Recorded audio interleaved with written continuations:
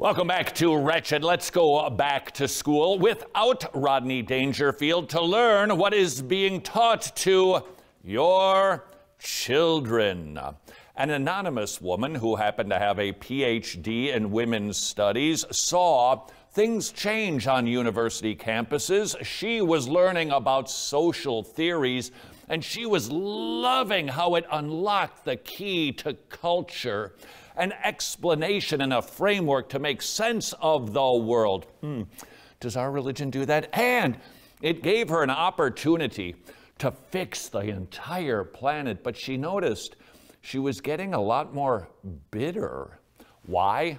Because you're constantly feeding on what people are doing wrong, how terrible the system is, how horrible people are, and that is going to make you downright mad. There are lessons to be learned from that, but let's learn some more before our conclusion.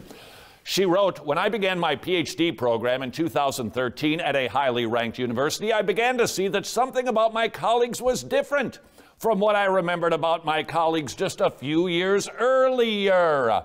There has been a progression in cultural theory and the attitude of those people who adhere to that worldview." More details. "They seemed angry, self-righteous, and determined, lacking the intellectual humility that I had admired so much in the friends I'd made in master's program. I now realize that these students were woke.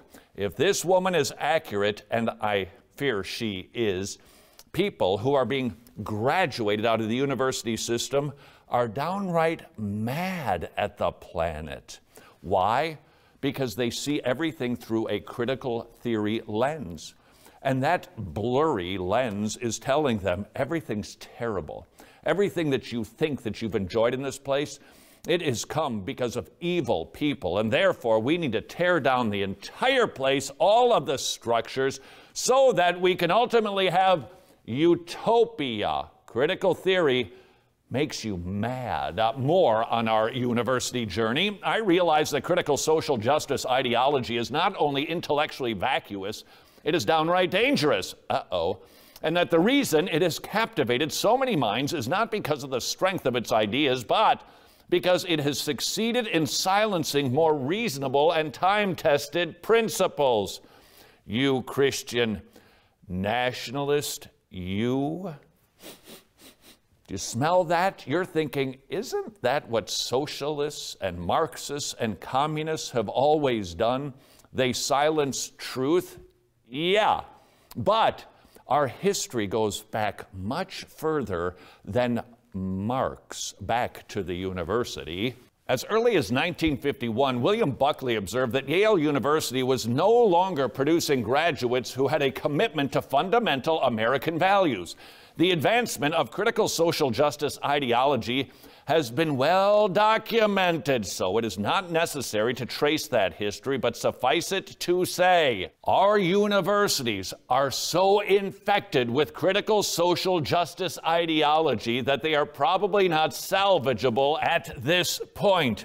Whether they are or they are not, you need to know if you send your child to university, high school, or middle school of the public sort, they're getting drubbed with critical theory.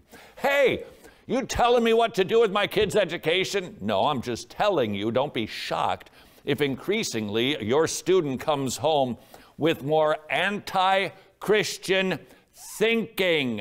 And that is the key to understanding what is going on. This is not about studying Marxist history or critical theory history. It's about studying the Bible.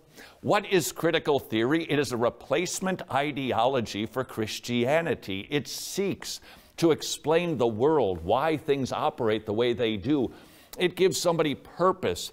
It explains what sin is, oppression, and how we can have revolution to bring about nirvana.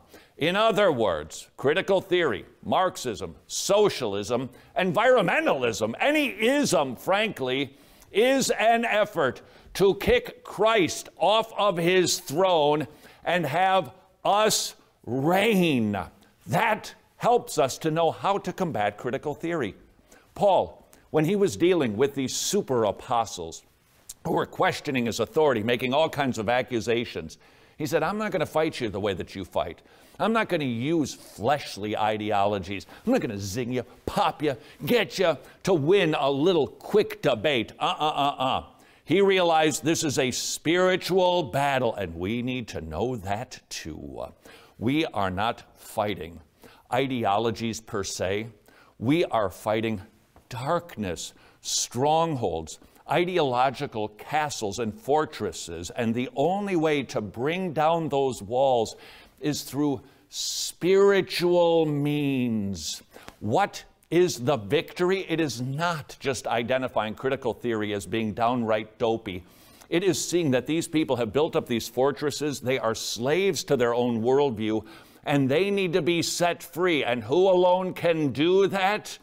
If the Son has set you free, then you are free indeed. How do we respond to critical theory?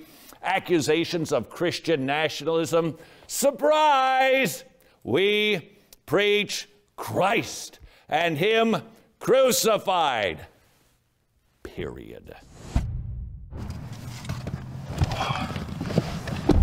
Hey, I'm Todd. I'm going to be your Uber driver. What's your destination? 2054 Kemple Lane. No. Your eternal destination. The liberals, they brought in Pelagianism. It's the old Sabellian heresy, denying the Trinitarian Godhead. 3 persons, 1 God, not to the Sabellians. No. They would say that it's actually just 1 God. Please, somebody!